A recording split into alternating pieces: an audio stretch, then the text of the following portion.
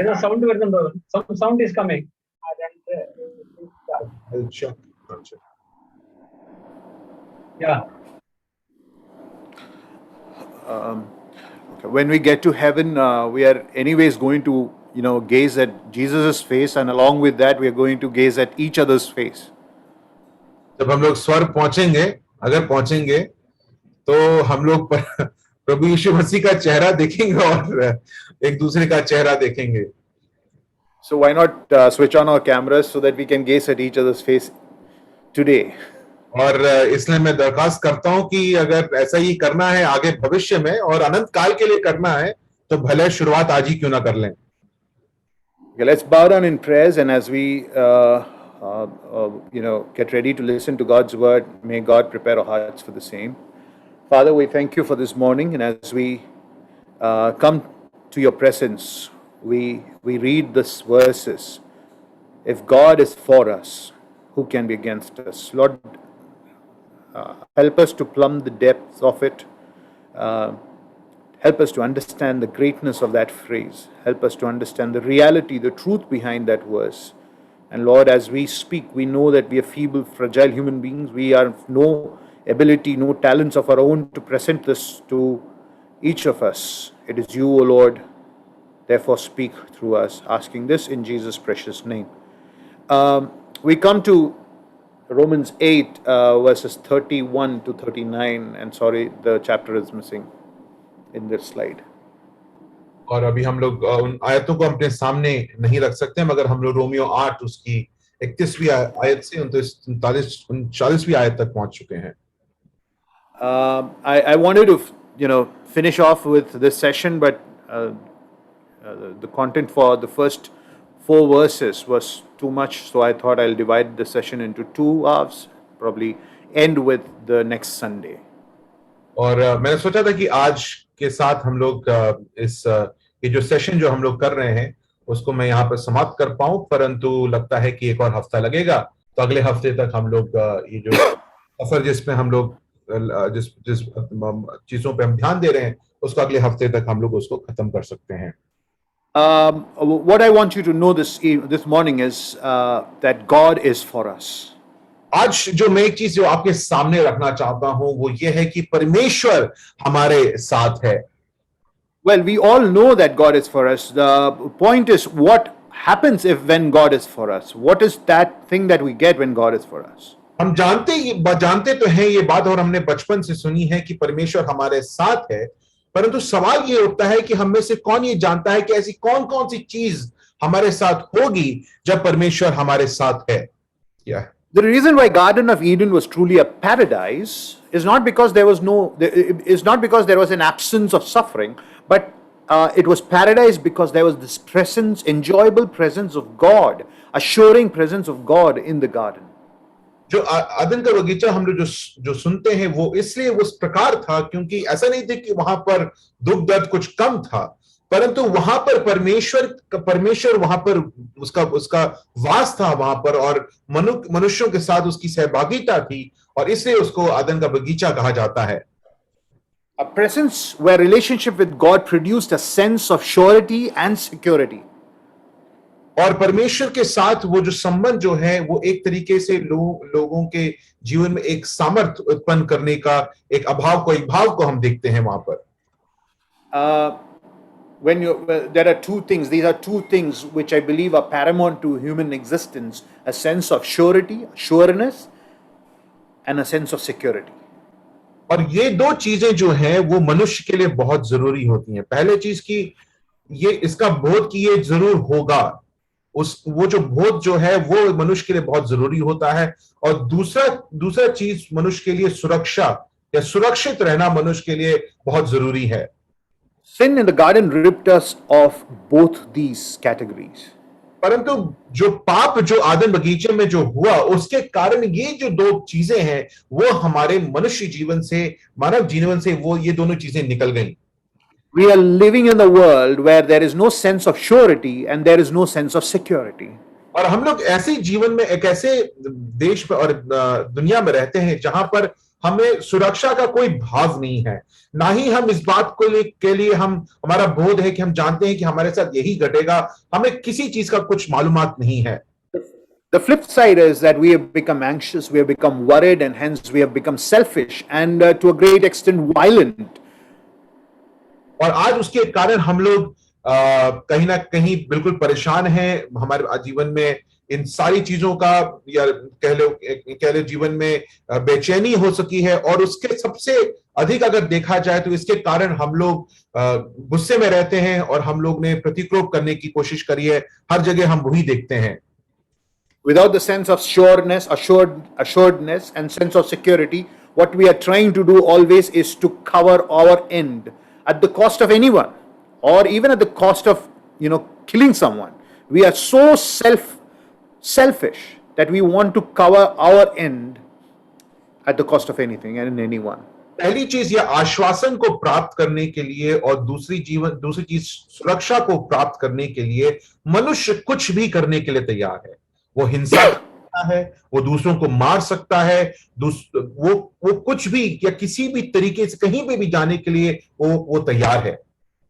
So when the periods of suffering hits us, it highlights this very lack of surety and security in our life. और इसलिए जब हमारे जीवन में पीड़ा का समय आता है, तो हम लोग के जीवन में ये जो दो चीजें हैं, आश्वासन और सुरक्षा का जो भाव है, वो हमारे जीवन से चला जाता है। And therefore it fuels anxiety and worry. और इसलिए हम लोग बेचैन हो जाते हैं, हम लोग परेशान हो जाते हैं। In an ever-changing world where normal changes into a new normal, we need to look towards the God of the Bible who is unchanging, never changes. और यहाँ पर संसार में जहां पर कहा जाता है कि हर चीज बदलावी है, बदलावी नियम है, हम ये जरूरी हो जाता है कि हम मसीह जो हैं वो एक ऐसे परमेश्वर की तरफ अपने नजरों को लगाए जो कभी नहीं बदलता। A God of the Bible whose love is massive, whose love is powerful, unchangeable, whose love is eternal. हम ऐसे परमेश्वर को जानते हैं जो बाइबल में धर्मशास्त्र के हिसाब से जो हमारे सामने जिस परमेश्वर को हम जानते हैं, उसका प्रेम है वो कभी बदलता नहीं है, वो अटल प्रेम है जो सालों साल जीवन भर जीवन अनंत काल के लिए वो बना रहता है। So as the title to this sermon suggests, when God is for us, there are two things that happen to us. We have sure hope and we have secure love in our heart. और इसलिए दो चीजें हमारे जीवन में होती हैं जब परमेश्वर हमारे साथ है। पहला है कि हम लोग को एक ऐसी आशा जो हमेशा हमेशा हमारे साथ बनी रहेगी, उसका आश्वासन है, और एक प्यार या प्रेम जो हमें प्राप्त होगा, उसकी हमें सुरक्षा भी है। The very two things which this world and no human relationship can provide to us, only God can. और ये दो चीजें जो हैं, आशा का आश्वासन और प्रेम की सुरक्षा, ये दो चीजें इस संसार में कोई भी ऐसे संबंध नहीं है जो आपको ये दे सकती है।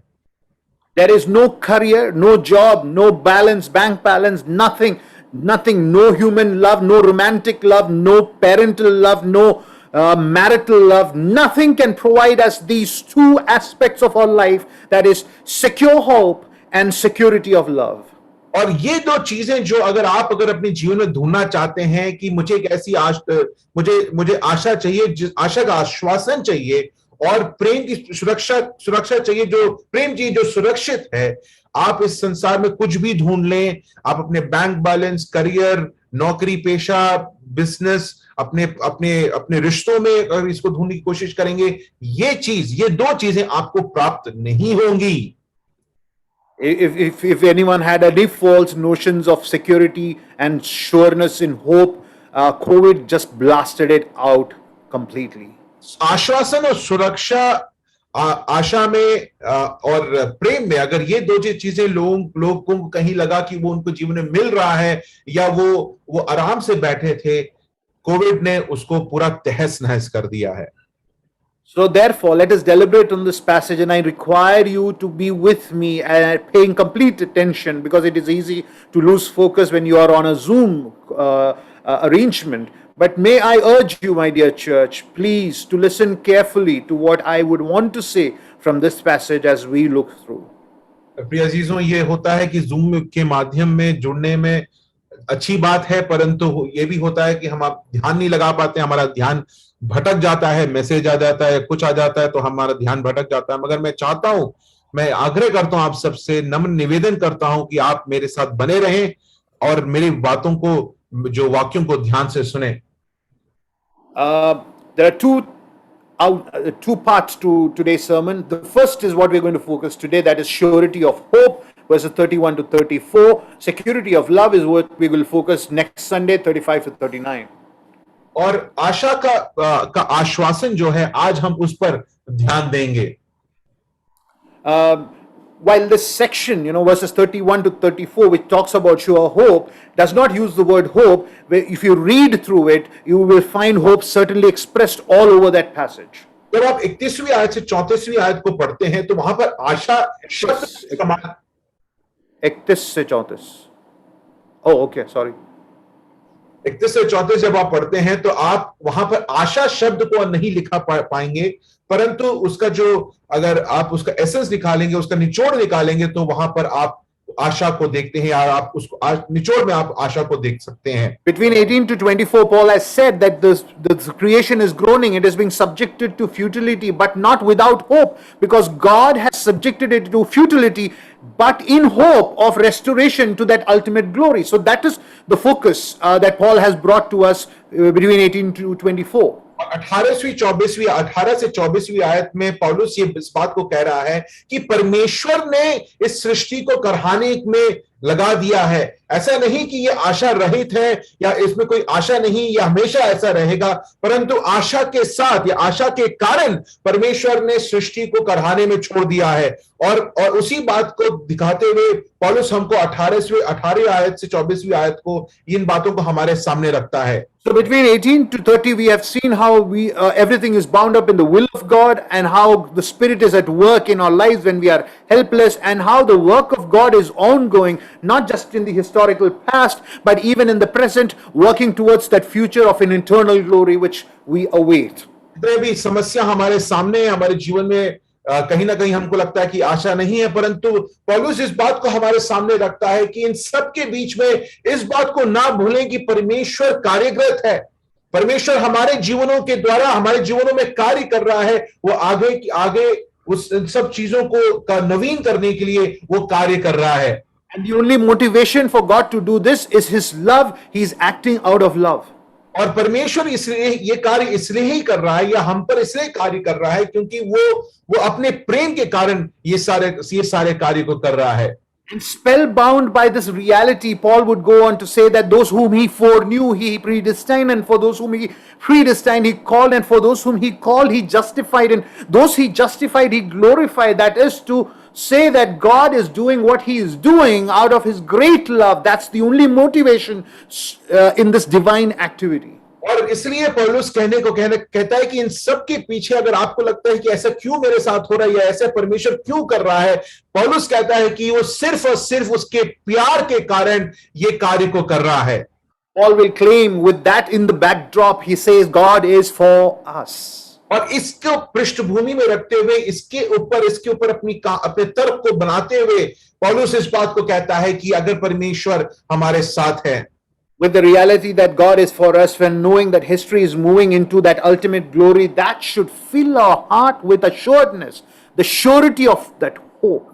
प्रियजीजो, इस बात को समझते हुए कि सृष्टि विनाश की ओर नहीं परंतु उस नवीनीकरण की ओर जा रहा है, वो चीज को जब आप सोचते हैं तो वो आपके हमारे दिलों में आशा से हमको परिपूर्ण, ये बात हमें परिपूर्ण कर देनी चाहिए। A kind of hope which is not dashed or blasted out by sufferings. ये एक ऐसी आशा है जो जैसे हमारे जीवन में पीड़ा या कष्ट आता है, ये आशा हमारे जीवन से चला नहीं जाता। ये आशा हमारे जीवन में हमेशा As we considered last evening that our location has changed, and therefore, dear church, do not lose heart, for you are not headed to hell. You and I are headed into the presence of living God. और जैसे हमने पिछले शाम को इस बात पर ध्यान दिया कि हमारा जो स्थान है उसको बदल दिया गया, या हमारा जो गंतव्य को बदल दिया गया। अब हम लोग उस नरक की ओर नहीं जा रहे हैं, परंतु हम उस अनंत काल की जीवन की तरफ जा रहे हैं। इसलिए हमें आशा खोने की कोई जरूरत नहीं है। So even if COVID has wreaked havoc in your life and has destroyed you, or anything else has destroyed your life, don't lose heart, because day is going to come where these earthly losses are going to be reversed for you. और इसलिए प्रिय अजीजों, अगर आपके जीवन में Covid ने आपके जीवन में बर्बादी लाया है, या और भी कोई चीजें हैं जिसके कारण आपके जीवन में आपको लगता है कि आपका जीवन बर्बाद हो रहा है, आप भयभीत ना हो, आप आशाहीन ना हो, क्योंकि ये सारी चीजें परमेश्वर इसको बदल देगा, क्योंकि परमेश्वर हम सबको इस सृष्टि के साथ नवीनीकरण की तरफ लेके जा रहा है। In Christ Jesus, your past cannot dictate your present and your future. In Christ Jesus, your present and your future is sealed. Your past is of no use if it has no impact on your life at all. इसलिए आप ये ध्यान दें कि अपना जो अतीत है उसके कारण, वो ऐसा नहीं कि आपका अतीत के कारण आपका वर्तमान और भविष्य बर्बाद हो जाएगा। प्रभु यीशु मसीह में आपका जो भविष्य है वो आश्वासित है, वो सुरक्षित है। इसलिए आप अपने अतीत के बारे में, वर्तमान के बारे में इतना ना सोचें। Therefore, by asking the question, as Paul would say, what shall we say then? और इसलिए पौलुस ये कहता है कि इसको सब समझने के बाद, ये सब सुनने के बाद या समझने के बाद बोले क्या? It's a kind of question which should elicit an answer, automatic answer in our minds. और जब हम लोग इन सारी चीजों को सोचते हैं तो हमारे जीवन में एक अपने आप से उत्तर आना चाहिए। So when Paul says, what shall we say then, it's a rhetorical question forcing us to think about the deep love of God. और ये जब यहाँ पर पौलुस कहता है हम इन बातों के विषय में क्या कहें, तो पौलुस चाहता है कि हम लोग सोचें, हम लोग इन चीजों के बारे में सोचें और अपने आप से इसके बारे में उत्तर बनाएं। That is when Paul is trying to say that God of the Bible is not neutral when it comes to his relationship with us. प्रिय जीसो, पौलुस यहाँ पर ये बात को बोलना चाहता है कि परमेश्वर सिर्फ आराम से कहीं बैठा नहीं है जब वो हमारा जो रिश्ता जब देखते हैं, क्योंकि परमेश्वर क्रियाशील है, वो हमेशा हमारे जीवन में कार्यरत है। God in Christ Jesus is writing his story into our story. और यहाँ पर परमेश्वर जो है वो हमारे जीवनों की कहानियों को बदल रहा है, वो अपनी कहानी हमारे जीवनों में लिख रहा है। He is moving his love into our lives. He is moving his mercy and grace into our life, thus making those things the greatest reality of our life. And therefore we can say God is for us. और वो हमारे जीवन की कहानियों को बदल रहा है, अपनी आशा, अनुग्रह, इन महिमा को हमारे जीवनों में लिख रहा है, जो हम कभी इन चीजों को जानते ही नहीं थे। इसलिए हम कह सकते हैं कि हमारे जीवन में आशा है। Between 31 and 34, we read 4 rhetorical questions. 31 से लेकर 34वीं आयत तक हम लोग यहाँ पर 4 सवाल को देखते हैं। Every time those questions are asked, it is who can be against us? Who shall bring any charge against God's elect? Who is to condemn? Who shall separate us from the love of Christ? और यहाँ पर वो 4 सवाल है कि कौन हमारे खिलाफ हो सकता है, कौन हमारे खिलाफ इस बात को कह सकता है, कौन हमें दोषी ठहरा सकता है, और कौन हमें परमेश्वर के प्रभु यीशु मसीह के प्रेम से अलग कर सकता है। So let's look at the question 1. I mean, these 4 questions force us to consider the unchanging nature. When you answer these 4 questions, as Paul intends them to be answered, you see how God proves his unchanging nature of his love towards us. जब ये 4 सवाल का उत्तर पौलुस देता है या चाहता है कि हम इस पर ध्यान दें और इसका उत्तर दें, तो यहां से हम परमेश्वर की उस ना बदलने वाले प्रेम को देख सकते हैं, वो अटल प्रेम को हम देख सकते हैं। That love which generates sure hope and a secure environment for us. और वो एक ऐसा प्रेम जो हमारे जीवन में आश्वासन को उत्पन्न करता है, आशा का आश्वासन को उत्पन्न करता है और सुरक्षा प्रदान करता है। So what's about the first question? When Paul says, what shall we say then to these things? Obviously, this was in reference to the divine activity that we had seen in the previous passage, but then he goes again and asks, if God is for us, who can be against us? So that's the first question Paul is asking. तो पहला जो 31वीं का पहला जो भाग है वो परमेश्वर के कार्यरत होने के बारे में जो पौलुस लिखने के बाद वो पूछता है कि इन बातों के विषय में क्या कहें। अब वो पहला सवाल इन आयतों में पहला सवाल पूछ रहा है कि अगर यदि परमेश्वर हमारे ओर है तो हमारा विरोधी कौन हो सकता है। When we look at that prima facie, it may start looking like the question is all about who will be against us. While that's true, that's quite the intention, but as you read it from chapter 1, the whole epistle, and reach up to this passage, you are forced to ask the question, is God for us? और अगर आप इसको पहली बार अगर सिर्फ ये आयत को उठा के अगर पढ़ेंगे तो आप इस बात पे ज्यादा ध्यान देंगे कि अच्छा हमारा विरोधी कौन हो सकता है। इस पे थोड़ी देर मनन करते हैं। परंतु अगर आप रोमियो की किताब को पहले अध्याय से 8वें अध्याय तक पढ़े तो उस भाग पे ज्यादा ध्यान शायद नहीं है, ध्यान इस पे है कि परमेश्वर हमारे साथ है। Surely yes, right? That is what Paul is getting to. और वो यहां पर कहना चाह रहा है कि सच में परमेश्वर हमारे साथ है। Certainly God is for us. वो कहता है कि पूरे विश्वास के साथ वो कहता है कि परमेश्वर हमारे साथ है। Oh, there are quite a few things which are against us. For sure. सच बात ये है, quite a few things which are against us. सत्य बात यह है कि हमारे विरोध में बहुत सारी चीजें हैं, कई चीजें हैं। But the question remains, is God for us? परंतु सवाल ज्यादा ये उत्पन्न होता है कि परमेश्वर हमारे साथ है, क्या परमेश्वर हमारे साथ है? Certainly yes. और वो उसका उत्तर कहता है कि सचमुच में सही में परमेश्वर हमारे साथ है।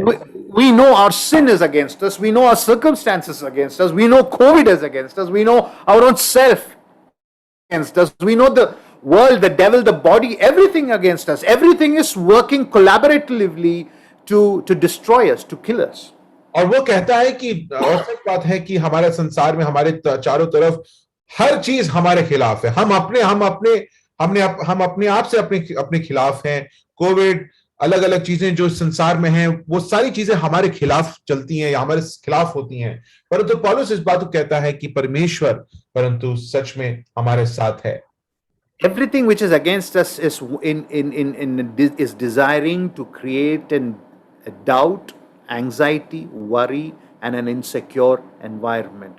But the question remains, is God for us? And the answer is clear. Paul says, surely yes, certainly yes. और यहाँ पे जो चीजें लिखी गई हैं कि जो चीज हमारे विरोध में है या हमारा विरोधी कौन हो सकता है, ये सारी चीजें हमारे जीवन में एक प्रकार की शंका उत्पन्न करती है कि क्या सच में परमेश्वर हमारे साथ हैं, या क्या हमारे जीवन में आशा है या प्रेम है, सुरक्षित प्रेम है। ये चीज को यहाँ पर ये सारी चीजें जो हमारे विरोध में है वो हमारे मनों में उत्पन्न करती है। परंतु पौलुस सवाल ये ज्यादा जरूरी है कि क्या परमेश्वर आपके साथ है, और उसका उत्तर वो पौलुस कहता है सच में परमेश्वर हमारे साथ है। In other words, absolutely, there is nothing in space, time, and matter which has the strength to stand against us, which has the strength to wage a war and destroy us, because God is for us. Even though the forces of evil may look like they are winning this at this point of time, but we know that in the resurrected Savior, our Lord and Lord Jesus Christ, we have a secure hope. और इस संसार में अभी जिस तरीके से चीजें हो रही हैं हमारे साथ में, हमें लग रहा होगा कि शायद ये जो विरोधी ताकत है वो जीत रही हैं। परंतु मैं इस बात को आज आपके सामने रखना चाहता हूं कलीसिया की ऐसी कोई भी चीज नहीं है इस पूरे संसार में, इस भूमंडल में ऐसी कोई चीज नहीं है जो कि हमें तहस नहस कर सकती है, हमें बर्बाद कर सकती है, क्योंकि हमारा जो भविष्य है वो प्रभु यीशु मसीह में सुरक्षित है और वो अनंत काल के लिए सुरक्षित है। इसलिए हमें आशाहीन होने की कोई जरूरत नहीं है। You may have lived all your life in pain and suffering. You may not have enjoyed a proper time of peace or joy. You may not have celebrated your life like others would have around you. But let me tell you, my dear brother and my dear sister, that because we know a resurrected Savior, our hope is secure. प्रिय अजीजों, And ऐसे do not have to lose heart over the present suffering, because all things will work for our good in future. प्रिय अजीजों, हम में से ऐसे कई हो सकते हैं जिन्होंने हमारे जीवनों में एक भी दिन हमारे जीवन में आनंद का कोई कारण नहीं होगा। हम किसी भी चीजों के कारण हम खुश नहीं हो पाएंगे। हमारे आसपास लोग जब आनंद मनाते हैं तो हमारे जीवन में दुख ही दुख हमको दिखता है। परंतु प्रिय अजीजों, याद रखें कि हमारा जो भविष्य जो है वो प्रभु यीशु मसीह में है, जो जीवित प्रभु यीशु मसीह है, और इसलिए हमारा जो भविष्य सुरक्षित है। इसलिए हम जानते हैं कि हमारे आशा का जो आश्वासन जो है वो भी सुरक्षित है। May I ask you this today? And I'm going to name a few, not because I want to pick on them, but I'm just naming them because they represent all of us. This question remains to all of us, including me. Let me ask you, Davy, are you sure that God is for you? Justin, are you sure God is for you? Nikita, are you sure God is for you? Akash, are you sure God is for you? Even though there are problems and trials and difficulties and uncertainties in your life?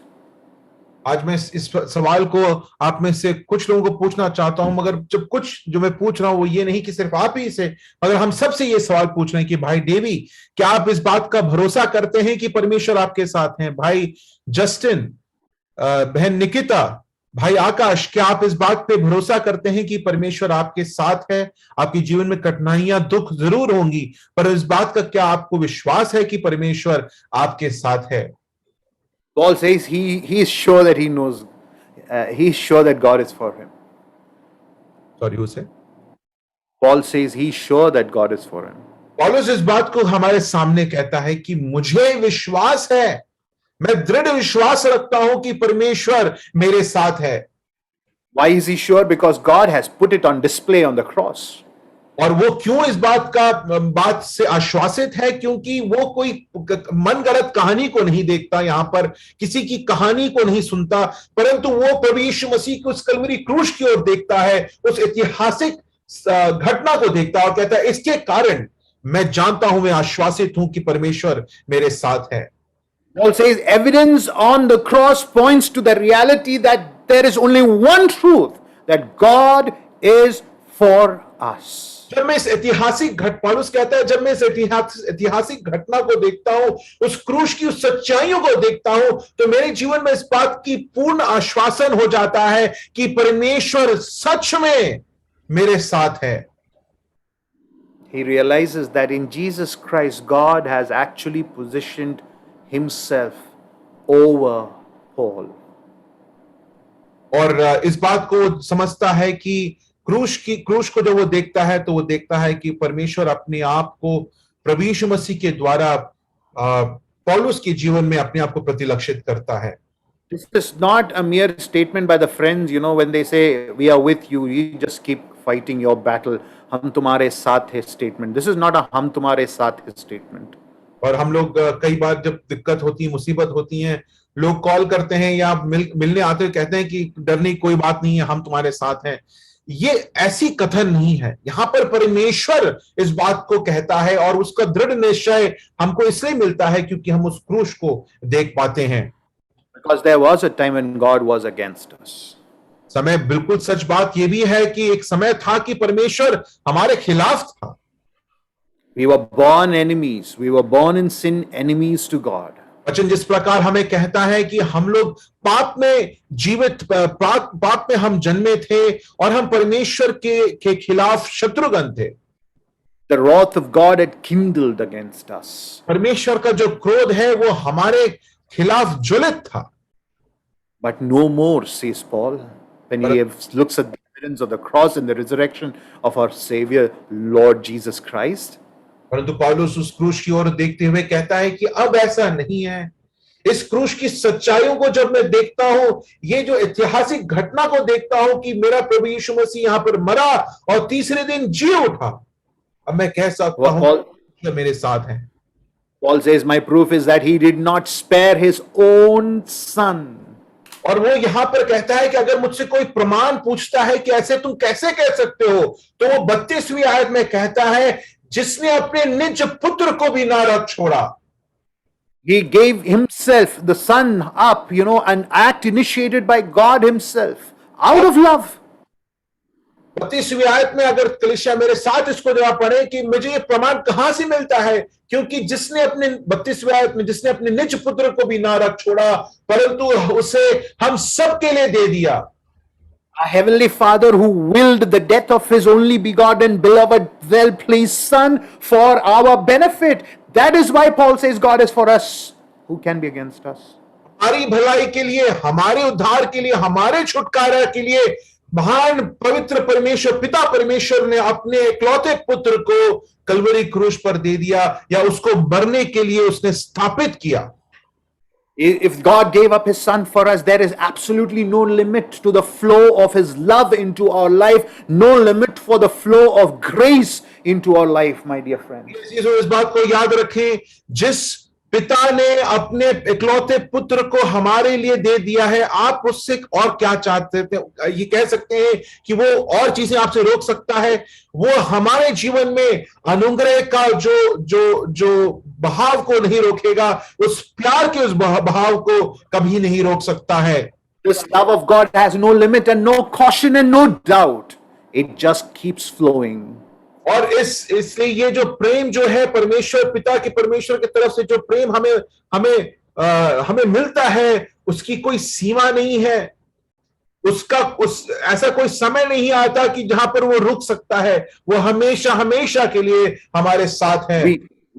We are incapable to love like this. We make these grand promises, I love you and all of that. I can tell you, my dear church, that there is no human being born in the history of this world who can love and who has ever loved like this apart from our Savior and Lord Jesus Christ. हम लोग अजीब संबंधों में लग जाते हैं, चले जाते हैं, या अपने आप को पाते हैं, क्योंकि लोग कहते हैं कि मैं तुमको इतना प्रेम करता हूं या तुमसे इतना प्रेम करती हूं, और उसके वो प्रेम को पाने के लिए हम लोग कुछ भी कर जाते हैं और गलत चीजों में लग जाते हैं. परंतु ये बात को याद रखें, मनुष्य जो है वो इस प्रकार प्रेम करने के लिए बना ही नहीं है. वो सीमित है. हमसे सीमित प्रेम ही हो सकता है. उस असीमित प्रेम को अगर आप चाहते हैं, अपने जीवन में प्राप्त करना चाहते हैं, वो सिर्फ और सिर्फ परमेश्वर के द्वारा ही आ सकता है. And Paul says he gave up for us all. और पौलुस यहां पर कहता है कि उसने हमारे लिए थोड़ा कुछ नहीं, सब कुछ दे दिया. Us all, as in we all people. और हम लोगों के लिए. That means, who are we? All who are born in sin and in enmity with God. He gave himself, his Son, up for us all sinners and enemies and God haters and rejectors and suppressors of the truth. For us he gave his Son. जब यहाँ पर 32वीं आयत में पौलुस कहता है परंतु उसे हम सब के लिए दे दिया, तो ये हम सब कौन है? हम वही लोग हैं जो परमेश्वर विरोधी, उसके दुश्मन, शत्रुगण, और लोग जो परमेश्वर का निंदा करने वाले, हम लोगों के लिए परमेश्वर ने अपने पुत्र को, अपने निज पुत्र को भी नहीं छोड़ा. Our condition of sin can only evoke one response from God, that is condemnation to death. But instead of condemning us to death, he condemns his Son. He forsook his Son on the cross as our substitution. हमारे पापों का जो हमारे जीवन में जो पाप है, उसको देखते हुए परमेश्वर एक ही प्रकार की प्रतिक्रिया कर सकता है, और वो है कि हमें अनंत काल का दंड की आज्ञा दे. परंतु ये हमारे साथ नहीं हुआ. उसने अपने पुत्र को दंड की आज्ञा दी, और हमारे लाभ के लिए, हमारे भलाई के लिए, हमारे छुटकारा के लिए उसने प्रभु यीशु मसीह पर अपना क्रोध डाल दिया. So if he gave him up for us all, he will graciously give us all things. 32वीं आयत में पौलुस इस बात को लिखते हुए कहता है परंतु उसे हम सब के लिए दे दिया, वो उसके साथ हमें और सब कुछ क्यों ना देगा. All things are created by God, therefore all things are connected to each other.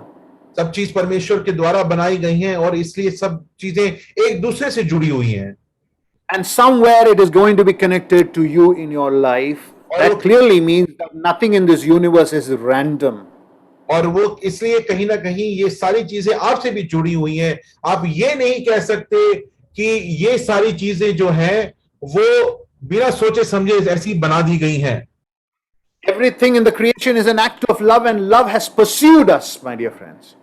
और जो भी चीजें हम लोग इस संसार में देखते हैं, जो सृष्टि में देखते हैं, वो प्रेम के कारण उत्पन्न हुई है। वो एक ऐसा प्रेम जो हमें हमारे पीछे लगा रहता है।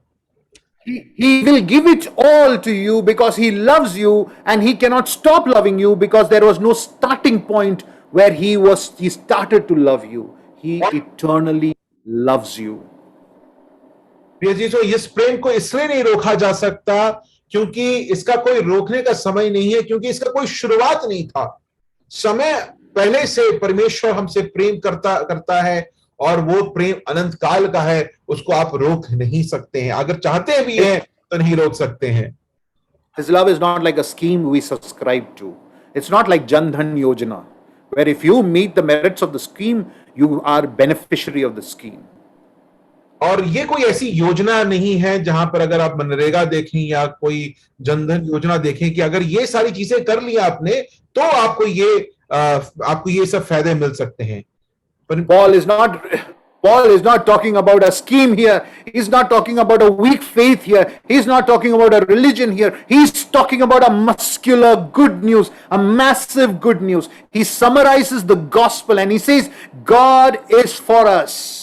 और यहां पर कोई योजना के बारे में हमसे नहीं बोल रहा, कोई ऐसी विश्वास के बारे में हमसे नहीं बोल रहा, या कोई मनगढ़ंत कहानी हमारे सामने नहीं रख रहा। यहां पर पौलुस उस सुसमाचार को हमारे सामने रख रहा है। You know, this is like the back in Allahabad, we used to do this औकात statements. You know, तुमको मालूम है मेरी औकात क्या है? This is the औकात statement. God is for us. जब हम लोग इलाहाबाद में थे तो यहाँ पे भी कई बार आपने सुना होगा कि तुमको मेरी औकात नहीं पता है।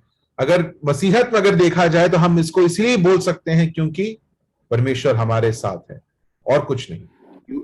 You see, God has done the greater act already. He has given up his son for us. इस बात को ध्यान दें क्योंकि परमेश्वर ने जो सबसे महान कार्य है उसको कर दिया है और वो है अपने निज पुत्र को उस कलवरी क्रूस पर उसने बलिदान के रूप में। If you believe that he has done this greater act, why don't you believe that he will graciously give you all the rest, which is lesser in comparison to what he has done on the cross? जिससे पौलुस इस सवाल को पूछता है कि जिसने अपने निज पुत्र को रखना छोड़ा परंतु उसने हम सब के लिए दे दिया, वो उसके साथ और हमें और सब कुछ क्यों ना देगा। ये आप इस बार इसमें विश्वास नहीं कर पाते हैं। Paul adds two more questions. He says, who will bring charge and who is to condemn? और यहां पर वो 33वीं आयत में वो दो सवाल और पूछता है। परमेश्वर के चुने हुओं पर दोष कौन लगाएगा? परमेश्वर Christ Jesus is the one who died. More than that, who was raised, who is at the right hand of God and who indeed is interceding for us. So who will bring charge against you? Who will condemn you? Is there anyone? और वो कहता है कि प्रभु यीशु मसीह वो खुद क्रूस पर मारा गया, गाड़ा गया और तीसरे दिन जी उठा। और इसलिए मैं ये सवाल पूछता हूं कि तुम्हारे परमेश्वर इसके लिए तुमको चुने हुए जन को अब कौन दोष लगाएगा? तुम पर दंड की आज्ञा कौन दे सकता है? When you think about charge being brought against us, you can surely think about the incident which happens in the life of Job. And we know in the book of Revelation, the devil, the Satan is the accuser of the saints, and he is constantly bringing the charge against us. But we have an high priest who is constantly interceding for us. और हम लोग इस दोष लगाने या दंड दोष लगाने की जो बात को हम लोग आयुब की किताब में देखते हैं और प्रकाशित वाक्य में भी देखते हैं, और हम जानते हैं कि शैतान जो है वो हमारे खिलाफ दोष लगाता रहता है, परंतु हम उस महायाजक को जानते हैं प्रभु यीशु मसीह में जो हमारे लिए मध्यस्थ का कार्य करता है। So it doesn't matter if the world is accusing us. It doesn't matter if Satan is accusing us. Does not matter if you yourself are accusing yourself, because what would have mattered is if God was against you, if God was bringing the charge against you.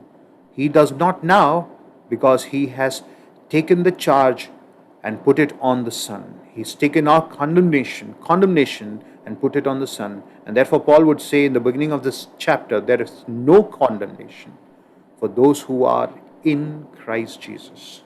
प्रिय अजीजों, इस बात को हमको याद रखना बहुत जरूरी है कि हम पे इस संसार दोष लगाए या हमको दंड की आज्ञा दे, हमारी दोस्त, हमारे परिजन, हमारे खुद का परिवार हम पे शायद दोष लगाए या दंड की आज्ञा दे, मगर हमें इस बात से भयभीत नहीं होना है, क्योंकि अब परमेश्वर, हमें सिर्फ एक बात से डरना था, वो ये था कि क्या परमेश्वर हमारे खिलाफ दंड की आज्ञा देगा या हमारे ऊपर दोष लगाएगा। परंतु हम जानते हैं कलवरी क्रूस पर परमेश्वर ने दंड की आज्ञा और दोष दोनों अपने निज पुत्र, अपने इकलौते पुत्र प्रभु यीशु मसीह के ऊपर लगा दिया।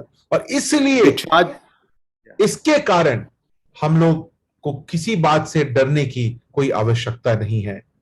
You see, this God's elect against whom no charge can be brought is not this hi-fi best of the best. This is the worst of the worst, Lord, which are God's elect. और यहां पर जब लिखा गया कि परमेश्वर के चुने हुए, जब हम उसको पढ़ते हैं तो हमको कहीं ना लगता है कि देखो, अरे भाई हम चुने हुए लोग हैं, हम अपने आप को बहुत ऊंचा मानने लगते हैं, मगर हम कहां से आए हैं, हमारी जो हकीकत है वो हम ही जानते हैं। हम लोग बिल्कुल ही बेकार, आशाहीन, आशा रहित लोग थे। हमें परमेश्वर ने चुना है और हम पर, इसलिए क्योंकि परमेश्वर ने चुना है, हम पर कोई दोष नहीं लगा सकता है।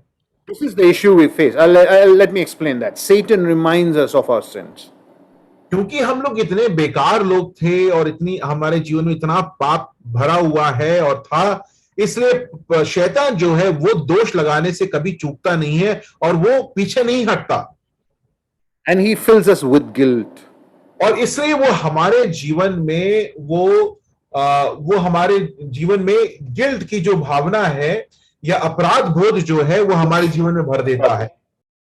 And because of this aparad bodh, we continue or we get more caught up in sin because we feel hopeless and we feel helpless in coming out of our sins. और क्योंकि हमारे जीवन में ये अपराध बोध शैतान दिन भर दिन, क्षण भर क्षण लगाते ही रहता है, हम इससे बाहर नहीं आ पाते हैं। हम और असहाय महसूस करते हैं और हमें लगता है कि हम लोग और इसके अंदर और इस कुएं में और हम गिर जाते हैं या फंस जाते हैं। Even when we fall sick, there are people who would tell us that this is the punishing act of God. God is punishing you because of your sin. और कई बार हम लोग जब हमारी तबीयत खराब हो जाती है तो हमारे आसपास ऐसे काफी महान लोग हैं जो आगे कहते हैं कि देखिए, परमेश्वर ने शायद आपके ऊपर तो दोष लगाया है, आपको दंड दिया है या आपका विश्वास कम है, or he has cursed you for the kind of life you lived. और क्योंकि आप कुछ इस प्रकार अजीब तरीके से जी रहे थे तो इसलिए परमेश्वर ने आपके ऊपर ये दंड लगा दिया है या आपको ये बीमारी। Never believe that God is punishing you when he sends you through suffering. अजीजों, आप इस बात का दृढ़ निश्चय रखें कि जब आपके जीवन में पीड़ा होती है या आपके जीवन में मुश्किलें होती हैं तो आप ये ना सोचें कि परमेश्वर आपको दंड दे रहा है। Our punishment is taken on his son. He took it all. क्योंकि ये जो दंड जो था वो किसी अस्थाई चीज पर नहीं लगाया गया था। प्रभु यीशु मसीह परमेश्वर ने अब जो दंड जो है वो अपने पुत्र पर दंड लगाया, दंड दे दिया। His righteousness is given to us. और उसके कारण हमारे जीवन में वो धार्मिकता प्रवेश करा है या वो धार्मिकता हमें दी गई है। Therefore, there is no condemnation on those who are in Christ Jesus. इसलिए पौलुस इस बात को लिखते लेख में शुरुआत में कहता है कि जो कोई भी प्रभु यीशु मसीह है उन पर दंड की आज्ञा नहीं है। Don't be unsure of your presence, of your reality, of your position in Christ Jesus. इसलिए कभी भी आप अपना जो स्थान है, अपना जो स्तर है प्रभु यीशु मसीह में, इस पर शंका ना उत्पन्न करें। I'm not saying God will not discipline us. He will discipline us. His discipline is out of his love to get us back unto his fold. That does happen. मैं इस बात को But ये it is not. Our sufferings are not the curse of God. Please don't believe that lie. प्रिय चीजों, इस बात को याद रखें कि ये जरूरी है कि परमेश्वर हमको अनुशासित करे। अनुशासन हमारे जीवन में जरूरी है और परमेश्वर हमें क्योंकि प्रेम करता है इसलिए हमें अनुशासित करता है। परंतु आप ये ना सोचने लगे कि जब भी आपके जीवन में पीड़ा आएगी या दिक्कत या संकट आता है तो परमेश्वर ने आप पर दोष किया है या दोष लगाया है, इसको आप कभी ना सोचें, इसमें कभी ना विश्वास करें। Therefore, as serious as your sins may get, I don't know what condition you are in right now, we know that we have a love of a Savior which cannot be defeated by the sin and our rebellion. मैं आपके जीवन के अभी की अवस्था को शायद नहीं समझ सकता हूं या मैं नहीं जानता हूं आप किस दर्द में हैं या किस पाप की किस दलदल में आप फंसे हुए हैं, परंतु आप इस बात को कभी ना भूलें कि आपका जो उद्धारकर्ता का प्रेम वो कोई भी पाप का दलदल हरा नहीं सकता है। आप उद्धारकर्ता का जो प्रेम है वो विजयी रहेगा, आप विजयी रहेंगे। Who can bring a charge against you? No one, because the bandwidth of God's love is an infinity. It's an eternity. और इसलिए पौलुस इस सवाल को पूछता है कि कौन दोष कर्स लगा सकता है, कौन है जो दंड लगा सकता है, क्योंकि परमेश्वर का प्रेम सीमित नहीं है, वो असीमित प्रेम है। Jesus, when you look at the risen Savior, the evidence, the proof of how God has loved you, you are looking at the glory to come.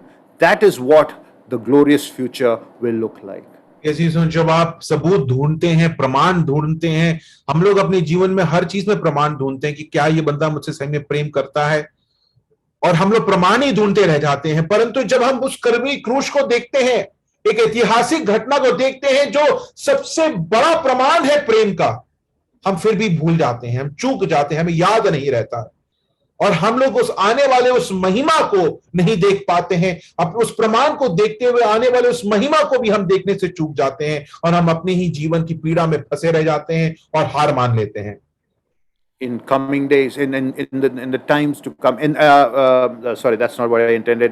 What I wanted to say was, the day when Christ will come, we shall be like Him. We will be transformed like Him. The risen Savior is the proof that we are to be like Him. Our culture will be transformed, redeemed. Our culture will not be deleted, it will be redeemed. We will become truly human. We will be living in a community, in harmony. We will be with our risen Savior and Lord with no fear, no uncertainty ruling our mind. आने वाला दिन होगा जब प्रभु यीशु मसीह वापस आएगा। ऐसा नहीं होगा कि हमारा जो अस्तित्व है वो मिट जाएगा, हमारा जो हमारी पृष्ठभूमियां वो मिट जाएंगी, हमें नवीन किया जाएगा। हमारे ये जो पाप का जो दासत्व है उससे हमें बाहर निकाला जाएगा। हम एक ऐसे राज्य में रहेंगे, प्रभु यीशु मसीह के साथ हम राज्य करेंगे, और उस राज्य में ना हमें डर होगा, ना हमें शंका होगी, ना हमें किसी प्रकार आशंका होगी। हम उस राज्य का, उस दिन का इंतजार कर रहे हैं। God in His Son is telling us that I have given you my everything. I have not kept anything back. परमेश्वर आज अपने पुत्र के द्वारा उस कलवरी क्रूस के उस घटना के द्वारा आपसे ये बात कहना चाह रहा है कि मैंने तुम्हें सब कुछ दे दिया है। ऐसा कोई नहीं छोड़ रखी है, मैंने सब कुछ तुमको दे दिया है। I have given you the greatest of the greatest. Will you think that I will hold back anything less now from you? जब वो आज सवाल ये प्रिय अजीजों हमसे और आपसे पूछ रहा है, उस क्रूस की ओर देखो, उस क्रूस को निहारो। जब मैंने सब कुछ दे दिया है, तुमको क्या आज ये लगता है कि मैं कोई चीज तुमसे रख छोड़ूंगा या कोई चीज छुपा रखूंगा या पीछे रख लूंगा? अगर मैंने अपने पुत्र को दे दिया तो मैं सब कुछ दे सकता हूं। This is what I want you to consider and think hard about today, because this is where the problem is. The question is, do you consider the person, the work of Christ, the greatest thing God has done for you?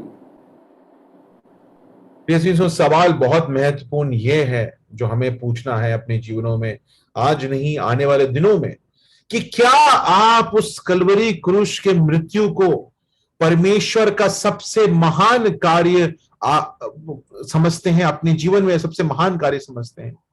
ये सवाल Do you see that your greatest need is not your present lack, that whatever you lack materially, or solution to your suffering is your greatest need.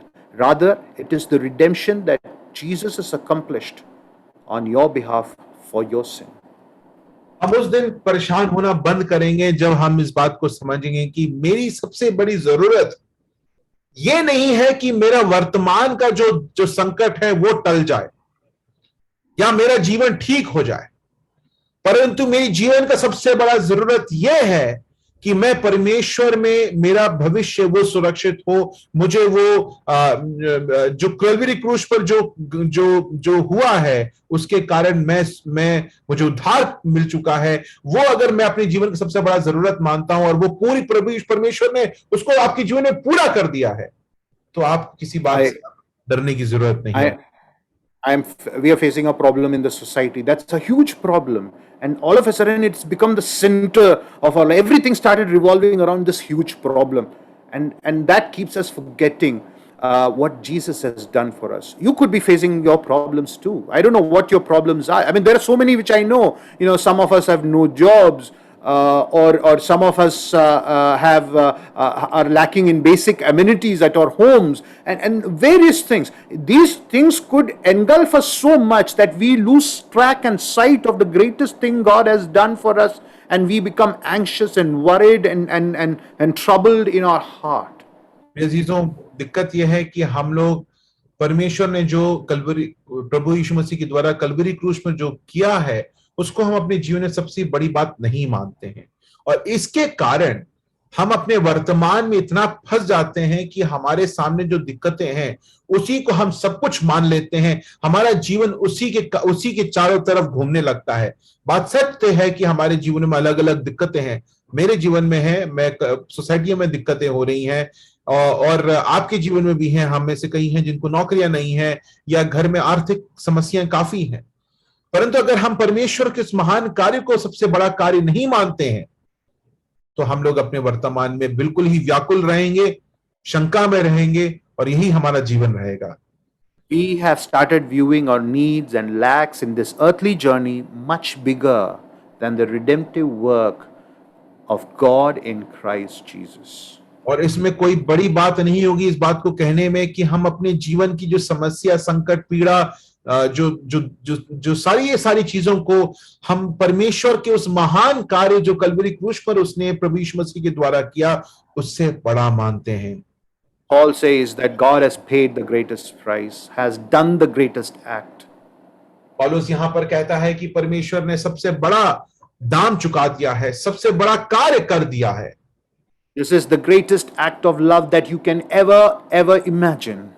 ये एक ऐसा कार्य है, ये एक ऐसा प्रेम का एक ऐसा कार्य है जो इसके आगे आप इसकी और किसी चीज की कल्पना भी नहीं कर सकते हैं।